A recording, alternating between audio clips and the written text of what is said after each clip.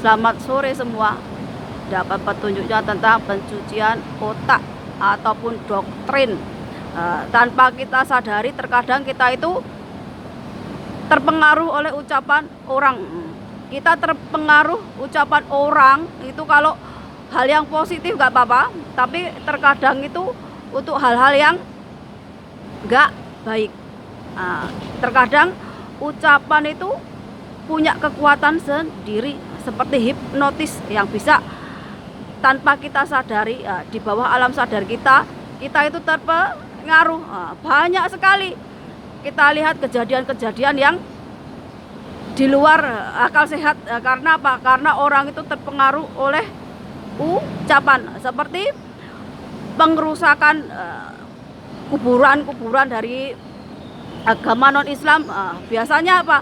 Mereka itu terdoktrin atau otaknya dicuci oleh pemuka-pemuka agama yang mengajarkan radikalisme atau intoleran.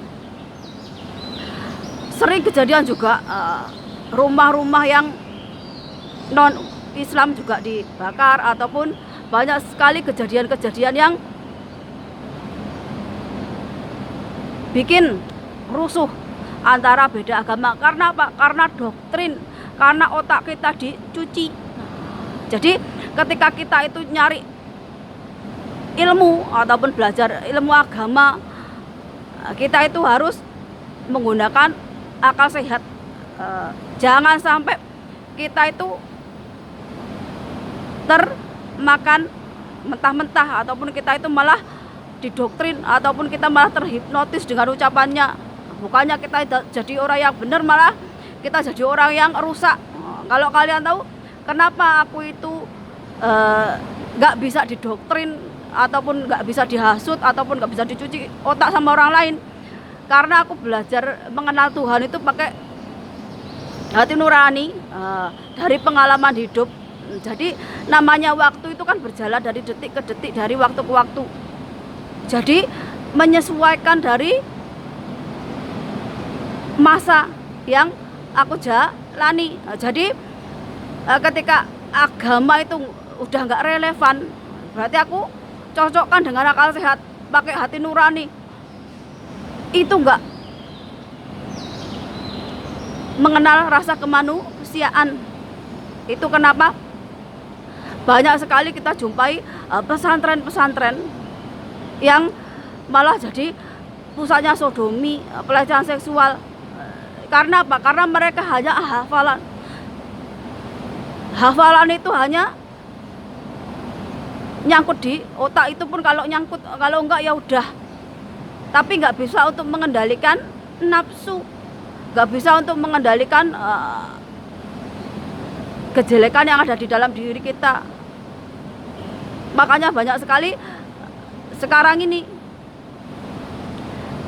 kriminalitas yang di luar akal sehat manusia.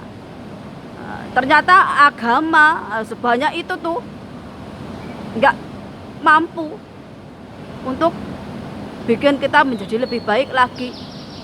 Bukan masalah agama baru, nabi baru dan sebagainya, tapi lebih ke bagaimana kita itu bisa mengendalikan diri kita.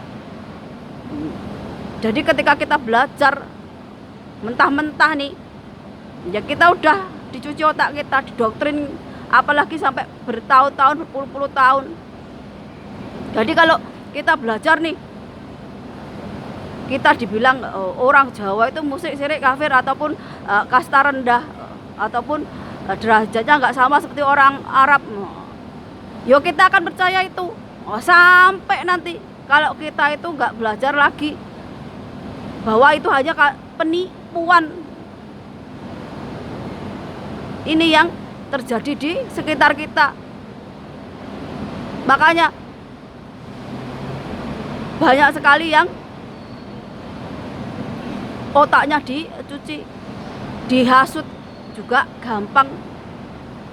Karena cuma dengan kata-kata itu punya kekuatan seperti hipnotis. Tanpa sadar, kita itu udah masuk ke lingkaran situ. Kalau udah dicuci otak, sukar untuk sembuh. Makanya seperti Jawa Barat itu kasus dengan iklan garis kerasnya yang seperti DITII itu menjamur sampai sekarang. Seperti ingin mengislamkan Jawa itu banyak sekali, tapi itu nggak cocok untuk kita. Makanya ketika kita beragama atau menuntut ilmu, pastikan kita itu menggunakan otak. Agar apa? Agar kita itu nggak dicuci otaknya, nggak didoktrin. Iya, kalau kita itu mengikuti ataupun hal-hal yang positif. Bagaimana kalau kita itu didoktrin atau otak kita dicuci untuk jadi seorang teroris, seorang pembunuh diri? Itu semua adalah kekuatan dari ucapan, kekuatan dari kata-kata yang bisa mencuci otak manusia. Itu pun kalau dilakukan continue terus-terusan, wah, orang itu bisa sampai lupa diri. Benar-benar dia akan patuh sama orang yang nyuci otaknya. Makanya ketika beragama apalagi hati-hati, jangan sampai ikut aliran sesat, ajaran sesat. Nanti bukanlah malah jadi orang yang benar, orang yang baik, tapi malah jadi orang yang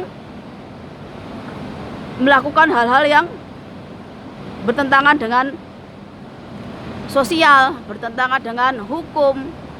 Yang rugi siapa? Kita sendiri. Sedangkan yang mendoktrin kita ataupun yang mencuci otak kita, mereka enak-enak aja. Karena apa? Karena mereka cuma jualan ayat, cuma jualan agama. Ini jadi seperti Pak Deddy Mulyadi, itu sebenarnya tugasnya lebih penting apa? Islam garis keras yang ada di Jabar itu yang harus dibina. Jangan sampai ada kasus DITII. Ini yang aku belajar. Kenapa terjadi konflik antara Islam dan agama lain di Indonesia? Itu karena kefanatikan agama. Karena penceramah itu suka nyuci otak, menanamkan radikalisme, menanamkan kebencian, menanamkan hal-hal yang bikin bermusuhan. Ini yang perlu dibina. Tanah Jawa atau Nusantara itu nggak bisa dibikin seperti Arab ataupun mengarabkan tanah Jawa. Nah, kalau memeluk agama, silahkan saja, sesuai dengan keyakinan, sesuai dengan diri kalian. Nah, tapi jangan dipaksakan, karena setiap orang Jawa ataupun manusia itu punya hak asasi, sesuai atau enggak dengan dirinya. Nah, begitu juga jangan sampai kita itu bisa dicuci otaknya oleh orang-orang yang cuma jualan kata-kata, jualan ayat. Yang rugi pasti apa? Diri kita sendiri.